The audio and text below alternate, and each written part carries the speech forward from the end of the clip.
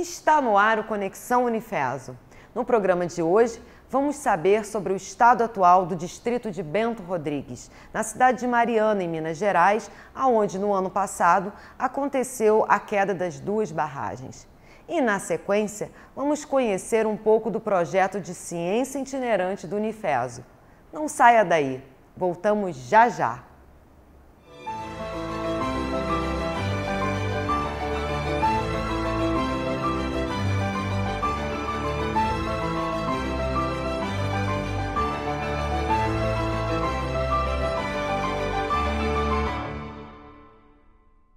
Estamos de volta com Conexão Unifeso, o programa que leva a nossa instituição até você. Hoje recebemos a professora Kátia Farias, que é coordenadora dos cursos de pós-graduação do Unifeso. Seja bem-vinda, professora. Obrigada, Michele. E também temos a presença especial da estudante, a Eloá Torres, que é estudante do curso de pós-graduação em Perícia Judicial Ambiental e Auditorias do Unifeso. Seja bem-vinda também. Então, recentemente vocês fizeram uma visita técnica à ao distrito, de Bento Rodrigues, que fica em Mariana, em Minas Gerais, onde aconteceu aquele rompimento das duas barragens no ano passado, em novembro. Esse fato, que foi notícia em todo o país, na opinião de vocês, foi provocado, quais foram as principais causas? Bom, na visão da perícia, com certeza ali foi um acúmulo de erros e de uma sobrecarga numa das barragens que com certeza ela não estava, vamos dizer assim, com cálculo adequado para suportar o peso da lama, da lâmina de água com a lama, vinda desses rejeitos. E isso daí a mídia já tem colocado os diversos fatores que ocasionaram aquele desastre ambiental. E quando vocês chegaram lá, lá no distrito de Bento Rodrigues, qual foi a sensação de vocês, Como que foi encontrar esse local depois desse tempo todo? Assim que nós chegamos lá, aparentemente não demonstrava nem que havia ali uma cidade, porque o ambiente já está modificado, o resíduo o rejeito de certa forma já está seco. Então ali a gente não foi até uma surpresa assim quando a gente soube que era Bento Rodrigues, porque de primeiro olhando assim, a gente não tinha conseguido identificar que era realmente Bento Rodrigues.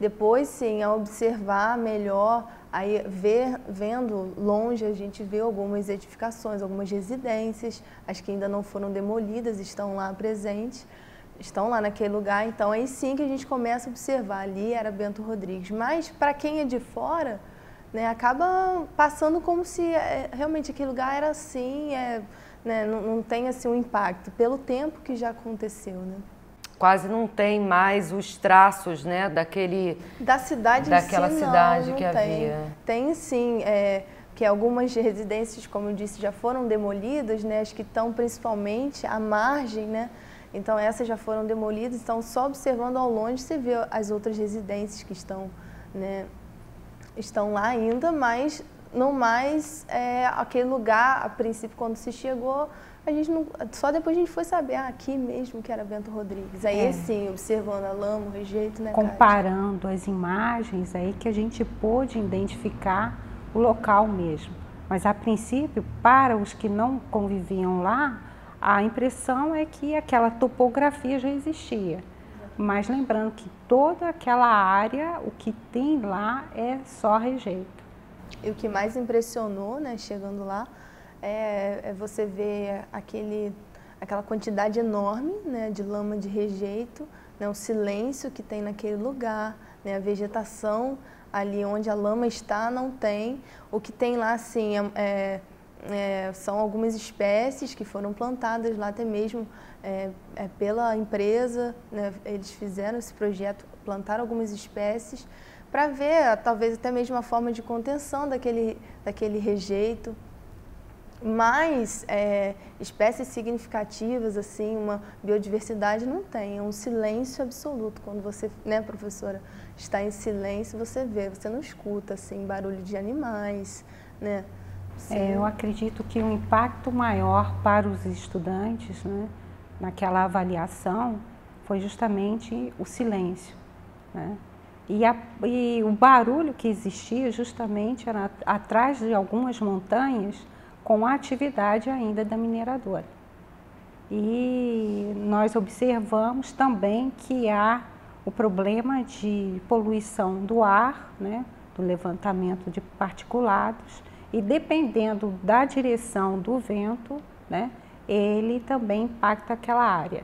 Tanto é que, das horas que nós estávamos em campo, eu percebi que a nuvem de poeira vinha em nossa direção e chamei a turma para que a gente se retirasse, porque nós não estávamos equipados o suficiente para ficar. Parece como que se a natureza estivesse ainda num processo de recuperação, né? A própria natureza ali, depois do acontecido, ela está naquele silêncio, convalescendo ainda, Isso, né? Exatamente. Não ainda num processo assim natural de recuperação, mas de completo silêncio. E a gente passa por algumas áreas de mata, né? E eu fiz essa observação. Observem, fiquem em silêncio. Vocês estão ouvindo alguma coisa? É muito diferente de uma outra floresta que você chega, né? Você anda, por exemplo, aqui no Parque Nacional, né? Você tem o barulho da água, dos bichos, né? Dos insetos. O que é o normal, que é o normal de se encontrar numa floresta. E lá era o completo silêncio e o impacto junto da situação em si com os alunos é que alguns ali, inclusive Eloá, passaram pelo desastre que ocorreu aqui em 2011. É isso que eu ia perguntar na sequência para vocês, né? Quando a gente pensa nessa questão, nesse problema que aconteceu em Mariana, a gente de alguma forma não deixa de associar com a tragédia que aconteceu em 2011 na nossa cidade. Na percepção de vocês, como que a área, né, de perícia judicial ambiental e as auditorias, como que essa área pode contribuir para atenuar os riscos desse tipo de problema ou mesmo os efeitos desse tipo de problema? Eu acho que parte primeiramente da auditoria, né? É preciso fazer um trabalho de prevenção, de estudos. Olha, eu vou implantar um loteamento em tal área. Quais são os riscos ali? Riscos naturais, primeiramente. Que a diferença no nosso evento aqui, ocorrido em Teresópolis, em relação ao evento de Bento Rodrigues, justamente que o nosso foi... evento climático. Foi um evento climático. Isso é verdade, né? Um desastre natural é uma coisa que acontece, você não tem como evitar. Exatamente. E agora, a nossa região temos também um movimento de massa, que são os deslizamentos que ocorrem de forma natural em decorrência das características da nossa serra, da Serra do Mar.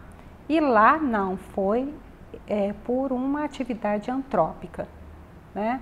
Foi por o estado de uso da área de mineração e os riscos que foram, vamos dizer assim, atenuados ou mesmo pouco investigados, que levaram aquele problema lá, né?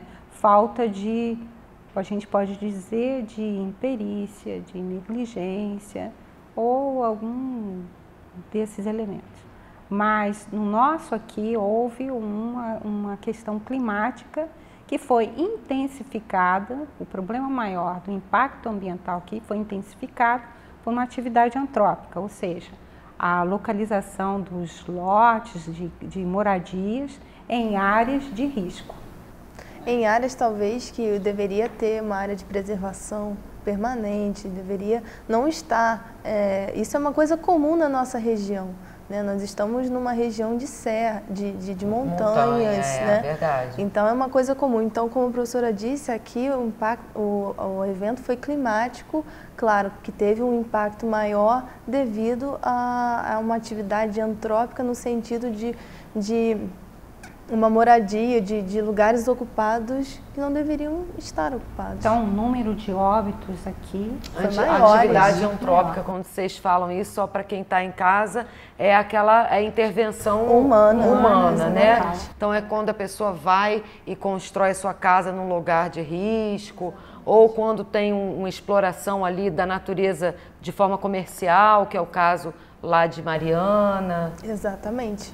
Eu costumo dizer para os alunos, risco zero não existe, né? Então, sempre a gente tem que prever algum evento, alguma situação. Então, na perícia, a perícia aí ela vai auxiliar na busca da verdade, né? A perícia judicial, ela existe para isso, para auxiliar o poder jurídico, né? Nas questões técnicas. Então, o juiz ele vai confiar, né? Ele tem o perito para justamente representá-lo no campo. Então, o perito no local de um dano ambiental, de uma vistoria de perícia, ele representa os olhos, né? Os ouvidos e a boca do juiz. Então, o procedimento dele no campo tem que ser altamente técnico e em busca da verdade para ele auxiliar, né, na construção da sentença do juiz. E quando a gente pensa num curso como esse, né, numa formação desse nível, qual o impacto que vocês percebem que esse trabalho de visita técnica, né, proporciona para o aprendizado, né, para essa fase da vida do estudante, que é a fase do aperfeiçoamento, né, no caso da pós-graduação? Justamente essa questão de se sair da teoria, né? Você está saindo da teoria, daquilo que você está aprendendo em sala de aula, e você tem que aplicar realmente. Você está na área, você tem que olhar, buscar esse olhar, né, que o perito tem que ter. Eu até te digo que uma coisa que eu falava com a professora Kátia, eu fui atingida na tragédia de 2011 e uma das coisas mais difíceis para mim, para eu ir para Mariana, foi fazer essa relação das duas tragédias. Mas por quê? Porque eu tive que ir lá e não pensar, ser imparcial. Chegar lá naquela área e realmente não pensar naquilo que eu vi aqui, aquilo que aconteceu aqui em 2011, mas para eu poder realmente observar e ver tudo aquilo, buscando a verdade daquele lugar e não pensando aqui foi uma tragédia, como aconteceu talvez lá, e eu passei por isso, não, mas essa imparcialidade, talvez a teoria com a prática faz também vencer esses limites pessoais. Isso estou falando de uma coisa pessoal minha, né? Vencer, cada aluno tem uma coisa pessoal a ser vencida, né? Então, assim, essa busca pela imparcialidade, você conseguir olhar onde está a verdade aqui, o que aconteceu, está ouvindo, o que você está vendo. Então, eu acho que tem tudo a ver, a prática com a teoria. Então, após, né, ir a Mariana, também é um ganho para nós, alunos também. Isso acaba te dando mais segurança quando você já estiver atuando profissionalmente, né? Com certeza. Claro, na nossa região não tem uma atividade de mineração, mas tem tantos outros riscos que a gente pode, né, até mesmo pegar como experiência o que aconteceu lá, o que aconteceu em 2011 aqui, e tantos outros desastres. Infelizmente, nós temos que utilizar desses eventos, né, para a gente aprender também como profissional. Então, eu acho que é esse o caminho. E quando a gente fala na questão da perícia judicial, né, numa pós-graduação em perícia judicial, esse curso ele é especificamente para pessoas que são graduadas em direito, ou seja, para advogados, ou ele permite também que outros profissionais de outras áreas de formação possam também se especializar nessa área? Bom, ele atinge a todas as engenharias, né, e também a biologia e a área de direito, mais especificamente. Por quê? Porque a gente lida com algumas ferramentas de técnicas que que tramita pela engenharia e pela biologia, né? E por que a gente inclui o direito? Porque eles, na verdade, estão como partes, defendendo as partes. E nada como conhecer a realidade, né, técnica de campo para poder melhor até defender os seus clientes. E o que a gente percebe que é a oportunidade de se colocar em prática toda a metodologia que utilizamos nos laboratórios das engenharias. Que a gente pega essa ferramenta e utiliza ela para elucidar questões que não ficaram claras no processo. E até mesmo, só uma observação, claro, ter outros alunos também de outras áreas faz com que a gente cresça também, porque a gente está lidando com a perspectiva da engenharia civil, né, da engenharia ambiental e sanitária, que no caso é a minha profissão, mas também da biologia, que tem uma outra visão. Tem uma interface, exatamente, então, do né, direito. Então é um aprendizado mútuo. Na sala de aula são questionamentos que a gente, poxa, não tinha parado para pensar no que o meu amigo do direito, da biologia, pô, ele pensa dessa forma, interessante. E são questões multidisciplinares. Um perito, ele tem sempre uma equipe, né? E quando vai a campo, ele tem que ter, às vezes, dependendo da ação, ele precisa de um engenheiro florestal, de um geólogo, ele precisa de um engenheiro ambiental. Então, ter a possibilidade de ter esse grupo de profissionais... já é um início, né, do que vai ser a profissão. Exatamente. Ele vai sempre lidar com equipes multidisciplinares. E como que anda o mercado a respeito dessa área, né? Principalmente agora, a gente está vivendo um momento muito importante na cena pública no nosso país, né, onde a questão da auditoria e das próprias perícias tem sido muito solicitadas. Isso tem contribuído para criar um mercado para essas pessoas, esses peritos que atuam dentro dessa área ambiental também? Sim, perfeitamente. Principalmente o que eu observo aqui no estado do Rio, onde há necessidade, às vezes, de um perito que ele está no Rio de Janeiro, ter que vir atuar aqui, na região serrana. E como eu sou perita judicial no estado de São Paulo, lá eu já trabalho de outra forma. Então, nós temos os peritos, cada um na sua área, e a minha área lá é ambiental. Então, eu sou designada na região central do estado de São Paulo.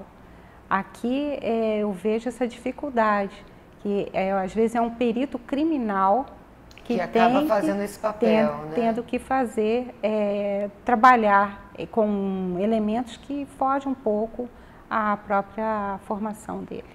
Então, isso acaba também trazendo uma qualidade, né, do trabalho do próprio perito, na medida em que ele está especificamente ali atuando naquele segmento ambiental. Sim. Gente, eu queria agradecer muito vocês, agradecer Luar, parabéns por ter, né, ido lá, né, enfrentar também, né, esses desafios e entrar nesse caminho da pós-graduação, da pesquisa, né, que é um caminho tão bonito. Eu que agradeço. Quero agradecer também a professora Kátia por participar no nosso programa e voltamos já. Vamos conversar com o professor Carlos Alfredo, coordenador do curso de Ciências Biológicas do Unifeso, que vai nos contar a respeito do projeto de ciência itinerante. Não saia daí, é um minutinho só.